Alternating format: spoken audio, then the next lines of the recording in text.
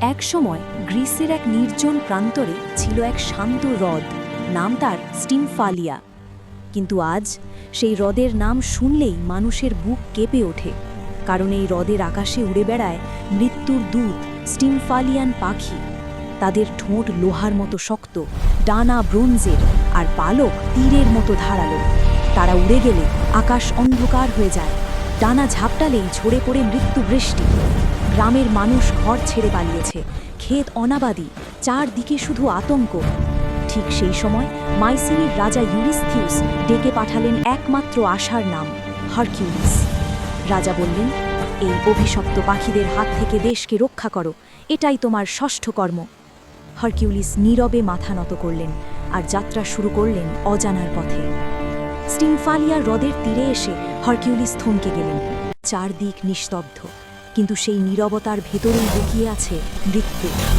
হঠাৎ আকাশে ডানার শব্দ, লোহার পালক এসে গেঁথে যায় গাছের গুঁড়িতে। হারকিউলিস বুঝলেন সাধারণ শক্তি এখানে যথেষ্ট নয়। ঠিক তখনই আকাশ আলো করে আবির্ভূত হলেন জ্ঞানের দেবী অ্যাথেনা। তিনি হারকিউলিসের হাতে দিলেন একটি তামার তৈরি ঝনঝনানি। অ্যাথেনা বললেন, এই শব্দে পাখিরা ভয়ে আকাশে উড়বে, সেই মুহূর্তেই আঘাত হানো। হারকিউলিস চোখে নতুন দৃঢ়তা নিয়ে পাহাড়ের চূড়ায় উঠে দাঁড়ালেন। তিনি ঝনঝনানি বাজালেন, ঝন ঝন ঝন। ভয়ঙ্কর শব্দে আকাশ কেঁপে উঠল।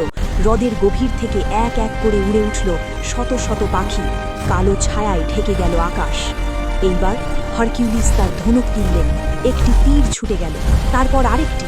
বিষ-মাখানো তীরে পাখিরা একে একে আকাশ থেকে ঝরে পড়ল। যারা বেঁচে রইল তারা আতঙ্কে চিৎকার করে চিরদিনের জন্য স্টিমফালিয়া ছেড়ে পালিয়ে গেল। আকাশ আবার শান্ত হল, হ্রদের জল আবার নিস্তব্ধ। গ্রামের মানুষ ফিরে এলো ঘরে, ভয় বদলে গেল স্বস্তিতে। হারকিউলিস ক্লান্ত দেহে কিন্তু বিজয়ের চোখে ফিরে গেলেন মাইসিনিতে। রাজা ইউরিস্থিউস জানলেন হারকিউলিস তার ষষ্ঠ কর্ম সম্পন্ন করেছেন। আর ইতিহাসে লেখা হলো, শুধু শক্তি নয়, বুদ্ধি আর দেবী সম সহায়তাও এক বীরকে অজেয় করে তোলে। এভাবেই শেষ হয় হারকিউলিসের ষষ্ঠ কাহিনী। গল্পটি ভালো লাগলে লাইক ও শেয়ার করুন, আর চ্যানেলটি সাবস্ক্রাইব করতে ভুলবেন না।